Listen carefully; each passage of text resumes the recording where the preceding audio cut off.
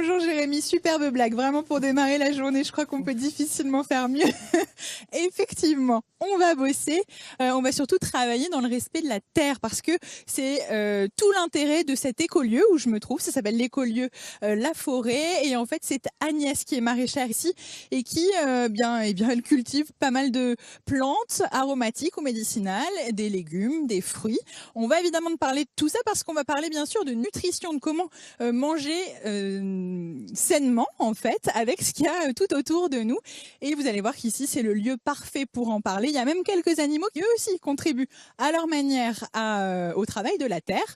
Bref, je vais un petit peu utiliser ça je pense un petit peu plus tard. Je vais aller planter quelques tomates je crois. Et en plus de manger sainement, il faut faire du sport. Oui, Agnès, elle est en train de s'occuper de ces poules qui sont un petit peu en liberté là dans ce jardin. Alors c'est l'un des différents espaces de culture de cet écolieu. Oui. Il y en a plein en fait. Oui, il y en a plein ici. C'est plutôt 2 jardins de démonstration. Ici, vous êtes dans un jardin de curé. L'autre en face, c'est sur un jardin de type sorcière. Dans les 2 cas, il y a des plantes médicinales et des plantes aromatiques, des plantes à teinture et en même temps des plantes à manger. C'est-à-dire que vous avez des légumes anciens, vous avez de tout. Ça a été basé sur la protocolaire de Willis. Alors attendez, je vous arrête là. C'est quoi la protocolaire de Willis? C'est Charlemagne qui avait mis une liste en place basée à l'époque sur des textes judéo-arabes, chrétiens et en même temps sur de la médecine populaire.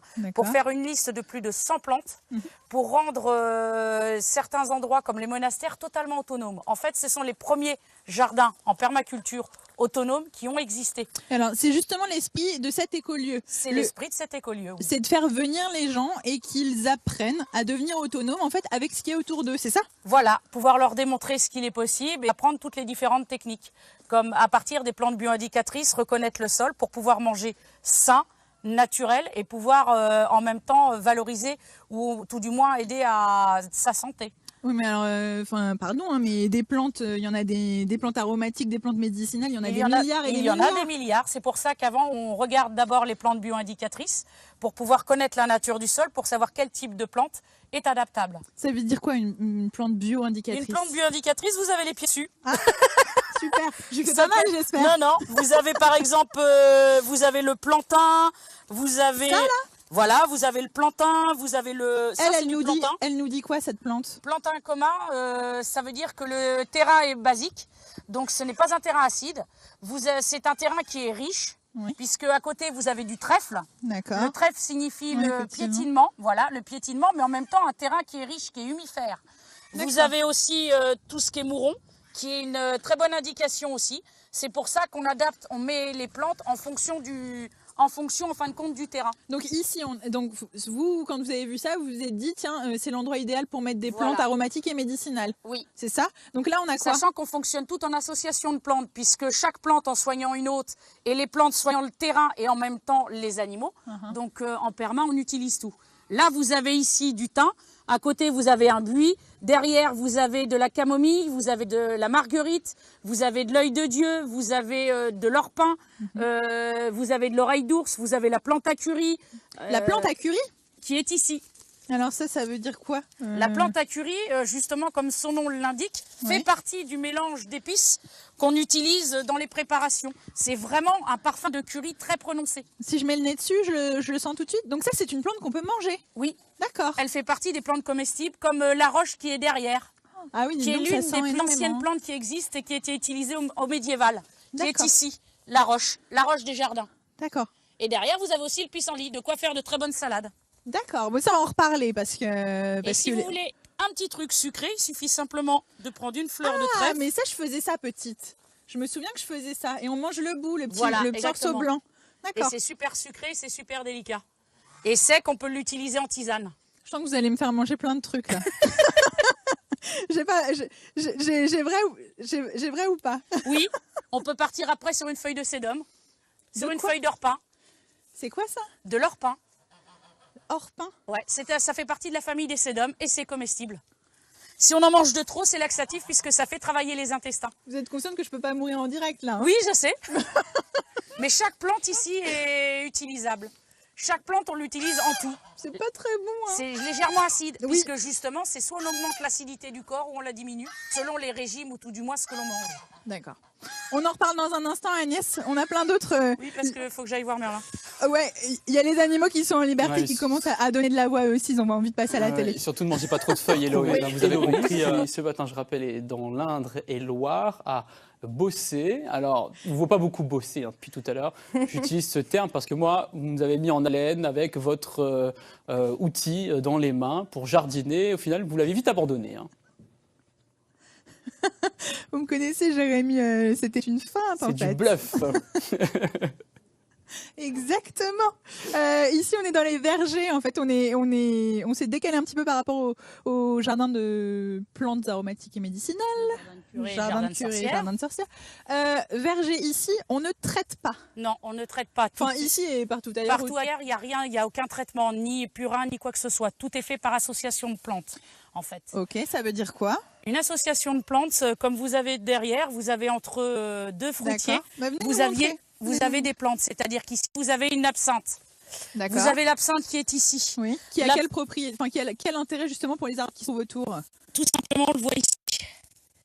Ah. C'est une plante haute. Donc, elle attire les pucerons. Ah oui, il y en a plus. Oui. Et elle attire aussi les larves de coccinelle et tout ce qui va avec. Ce qui veut dire qu'on régule ainsi toutes les populations.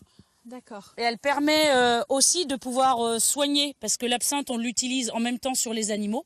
Et par son système racinaire, permet une meilleure irrigation au niveau, un meilleur drainage de l'eau. D'accord. Alors, juste une chose, parce que vous m'avez dit quand même que vous étiez fille d'agriculteur. Oui. En polyculture élevage. Polyculture élevage. Mon père avait 109 hectares de SAU, donc c'était plutôt un agriculteur de type, on va dire, raisonné, un gros modèle. Et moi, j'ai carrément tout pris à l'inverse, c'est-à-dire la permaculture, l'agriculture 100% naturelle. Et en utilisant les conseils de mes grands-parents, puisque je vivais sous le même toit avec ma grand-mère, et et en allant au service de remplacement, en discutant avec des agriculteurs qui ont eu aussi des conflits de génération. Donc je me suis retrouvée avec, pareil, des grands-parents qui avaient simplement envie de communiquer et transmettre leur savoir. Et justement, de revenir un petit peu à ce qui... Là, ce que vous faites ici, c'est ce qui se faisait avant. C'est ce qui se faisait avant, mais avec une réflexion. Avant, dans les années, là, ce verger date de 1920. Donc, c'était vraiment dans les débuts de ce siècle-là et même bien avant. D'accord. Simplement que là, à l'heure actuelle, avec les connaissances qui sont acquises, on peut changer beaucoup plus de variétés en fait. D'accord, donc en fait toutes les variétés que vous avez là dans le verger sont des variétés anciennes. Ceux-ci sont des variétés anciennes. D'accord. Mais qui peuvent être remplacées par d'autres variétés puisque de toute façon on adapte tout en fonction du climat et du terrain. D'accord. Alors on s'est déplacé jusqu'ici parce qu'en fait il y a des animaux partout ici. Ils ont quel rôle vos animaux ici? Chaque animal est pour respecter les plantes et le terrain. C'est-à-dire ici ils sont là pour entretenir et favoriser la vie aussi bien du sol que la vie des végétaux ou des autres animaux. Sachant que chaque plante nourrit ainsi le sol et nourrit les animaux. D'accord. Mais alors, on a quasiment que des femelles. Oui. Pourquoi? Tout simplement parce qu'ici, tout a été basé sur un schéma matriarcal. C'est-à-dire qu'il y a très peu de mâles et les mâles sont... Aucun n'est dominant, en fait, puisque l'effet d'avoir une multitude de femelles qui sont des femelles alpha, donc des femelles dominantes, permet de pouvoir mettre plus d'animaux au mètre carré, d'avoir beaucoup plus de petits, moins de heurts, tout est harmonie. Et en fin de compte, une meilleure protection. C'est-à-dire que vous pouvez avoir dans une basse-cour une attaque d'un épervier ou autre. Et dans ces cas-là, quel que soit l'animal ou les femelles présentes, vous pouvez très bien avoir des oies qui vont défendre les petits canards ou les petits poussins, ou les poules qui vont défendre les petits canards, etc. etc. D'accord. Tout est question d'harmonie en fait. Tout est une question d'harmonie. Aussi bien au niveau du végétal que de l'animal. Puisque l'un ne va pas sans l'autre. Si vous regardez là-bas à côté des bottes de paille, vous verrez une poule qui est en train de gratter le sol, donc qui va enlever certains insectes, mais qui va permettre aux graines de l'herbe de germer plus loin, qui ainsi sera bonne aussi pour les ruminants, c'est-à-dire pour les chèvres ou les moutons. Ok, merci beaucoup Agnès. On va aller, je crois, du côté des serres. Je crois qu'on a un peu de travail, c'est ça? Oui, c'est ça. Eh ben, on va faire un peu de plantation. Bon, il est temps de travailler. Allez, on va se retrouver dans quelques instants. Et pardon pour ces quelques problèmes techniques de réception d'image. Vous êtes en pleine Héloïse, qui depuis tout à l'heure, vous l'avez vu, a bossé en Indre-et-Loire, nous donne quand même quelques conseils pour consommer aussi des plantes plus, on va dire, naturelles et saines. Et avant tout, évidemment, les cultiver d'une manière naturelle. Oui, et là, chose promise, chose due. nous allons planter des tomates. Alors juste avant ça, une question. Pourquoi vous m'avez installé au milieu des chardons? Tout simplement parce que le chardon est une plante bio-indicatrice et en même temps c'est une plante que je laisse, je retire pas tout, j'en retire une partie parce qu'on peut consommer la racine du chardon. Ça c'est considéré comme une mauvaise herbe? Oui, bah, comme toute mauvaise herbe, on dit toujours mauvaise herbe, mais en fait on a simplement perdu l'utilité de chacune puisque ça s'est perdu au fil du temps. Comme disaient les anciens, on utilisait ces mauvaises herbes soit pour couper la faim, soit pour être utile à autre chose au point de vue santé. Donc ça se mange? Exactement. D'accord. Donc la racine, effectivement, se mange. Mais moi, je l'utilise aussi surtout, c'est que quand elle monte en fleurs, les abeilles, les papillons viennent. Donc il faut attendre un petit moment, mais quand la fleur monte, justement, les pollinisateurs viennent. Et comme on est sur un système de tomates et le but, il faut avoir des fruits, donc obligatoirement, dans la serre, il faut laisser des plantes pollinisatrices. D'accord. Et pas que. Vos tomates qui sont là, c'est quoi? C'est de la tomate classique ou encore une fois c'est une variété ancienne? Non, ce sont des variétés anciennes. Là, vous avez une noire de Crimée, après vous avez des cœurs de bœuf, etc. J'y vais, hein, j'attaque. Ah bah allez-y, je vous laisse faire. Et la terre, elle est toute sèche quand même, c'est normal? C'est normal, justement. Mais si vous regardez bien, regardez. Au fond, elle est fraîche, en fait. Vrai. Mais vous arrosez jamais? On arrose que comment dirais-je, en permaculture, on arrose très peu. Parce que là, ici, vous avez un système paillis. Et vous avez les plantes qu'on va mettre entre les tomates. Puisque là, quand on va mettre la tomate, vous allez avoir une plante ici, qui est le céleri, mais ça peut être une blette, qui va servir de plante captatrice. C'est-à-dire qu'en fait, on arrose la plante captatrice qui va redonner l'eau aux tomates, en fait, par le système racinaire et par le paillage.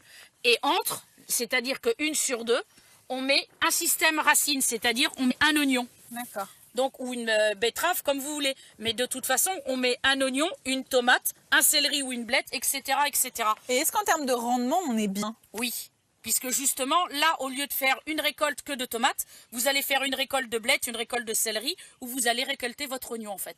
Vous avez beaucoup plus de récoltes sur ce système-là que sur un système basique. Mais en plus, surtout, c'est que vous n'avez pas de traitement, vous n'avez très peu de, comment dirais-je, d'entretien, puisque justement, la tomate en poussant, le céleri par son odeur et l'oignon par son odeur, va gêner les ravageurs qui vont venir vouloir détruire les tomates. Mais en même temps, par le système racinaire des deux plantes, vont apporter l'eau quand on va les arroser à la tomate, puisque la tomate étant un fruit, a très peu besoin d'eau. D'accord. Du coup, on peut avoir ça chez soi et manger ses propres tomates. Exactement. Vous mangez vos propres tomates? Oui. Super. Et surtout, je fais de la sauce tomate. Je crois qu'on va faire de la salade dans un instant. Exactement. Allez, c'est parti. On finit de planter. On a un petit peu de travail encore. Puis vous revenez nous voir. On sera en pleine dégustation, je pense. Ah oui, on se retrouve dans quelques secondes. Héloïse, Morgane, avec donc Agnès, maraîchère. Vous continuez d'explorer les différentes parties de l'exploitation. Vous êtes toujours au cœur de cette serre à l'abri, parce qu'on le voit, la météo est capricieuse ce matin. Oui, ça c'est un petit peu terni, on va dire. Donc on est venu se mettre à l'abri et surtout on vous prépare une salade pour vous montrer en fait qu'on peut être autonome et manger sainement, bien manger avec des plantes dites sauvages ou des mauvaises herbes, des plantes anciennes et en même temps des plantes que tout le monde connaît. Alors qu'est-ce qu'on cueille là? Là on va cueillir radis, quelques radis. Oui. Je les sors comme ça? Oui, pour prendre les beaux. Faut prendre les beaux. Là c'est des petits. D'accord. Un peu plus loin. C'est beaucoup plus gros. Voilà. Là? Voilà. Ah oui, là. Voilà. Ouais, ils sont super beaux. Hop. Voilà. Ça nous suffit, 3? 3, ça devrait suffire. D'accord. Qu'est-ce qu'on va prendre une feuille de blette rouge. Ça, je la coupe en bas. Voilà. Comme ça, c'est bon? Voilà. Okay. On va prendre pour l'assaisonnement de l'oignon vertige. Donc une ou deux branches. Allez, on prend une grande. Ouais. Voilà. On prend une grande. Oui. Et puis là, on va prendre du Clayton de Cuba. Allez-y, vous ramener du Clayton de Cuba. Ça marche. On a plein de couleurs, c'est super joli. C'est super. Le but, c'est quand on fait une salade, c'est toujours de donner envie. Oui. Alors, puisque ça passe par le plaisir aussi. Quand vous cueillez, moi je peux peut-être commencer à préparer, ça veut dire là, on a plein de tout petits morceaux en fait. Exactement. On met tout ça dans l'assiette et puis voilà. C'est vrai. C'est tout simple. Agnès, il y a un peu de terre quand même. Je vais aller laver, justement. Je vous laisse préparer et feuiller. Oui, partez pas loin, j'ai besoin de vous. Non, je pars pas loin. Il y a juste une chose, c'est qu'ici, vous avez du kénopode ou le chou blanc kénopode ou chou blanc. Ouais, voilà, ça c'est le liétron, d'accord. J'essaye de retenir, c'est pour ça. Là c'est le liétron. Oui. Ici vous avez le fenouil, oui. la roche qu'on a vu en premier tout à l'heure, Uh-huh. le clétone de Cuba qui est ici, Mhm. et vous avez la pimprenelle. D'accord. Et pour tout ce qui est déco, vous avez les fleurs consommables, c'est-à-dire le calendula, D'accord. la bourrache et la fleur de ciboulette. Ouais. Ok, très bien. Donc je coupe tout ça en petits bouts. En petits bouts. Ok, c'est parti. C'est parti, c'est parti. On a des tonnes de choses au final, donc ça fait pas mal de choses. Jérémy, est-ce que ça vous fait envie tout ça?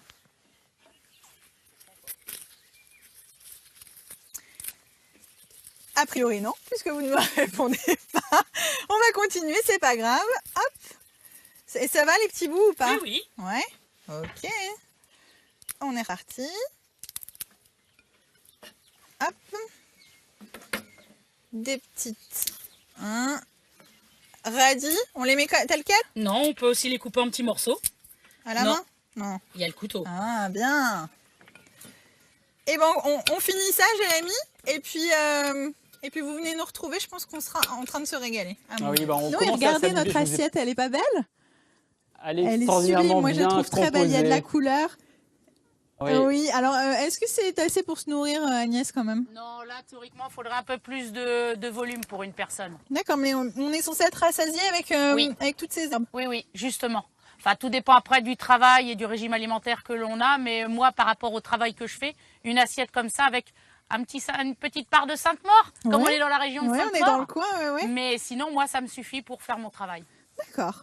Agnès, on peut venir ici plusieurs fois par mois. Il y a des animations, Il y 3 a- fois par mois. Voilà, 2 à 3 fois par mois, vous avez des animations. Et après, pour tout ce qui est naturopathie, il suffit de téléphoner à ma présidente Delphine Choma pour avoir justement plus de renseignements sur tout ce qui est nutrition et justement tout ce qui concerne la santé. Ici, Écolieu et la Forêt, vous pouvez trouver plein d'informations. Il y a un site internet, il y a une page Facebook. Il y a une page Facebook Et où il y a justement des photos, des renseignements, il y a tout. Et il y a une animation le 28 mai, si vous voulez. Ce sera sur les jardins permanents. Merci beaucoup, Agnès. De rien. Merci beaucoup. J'espère que vous avez appris plein de choses de votre côté aussi.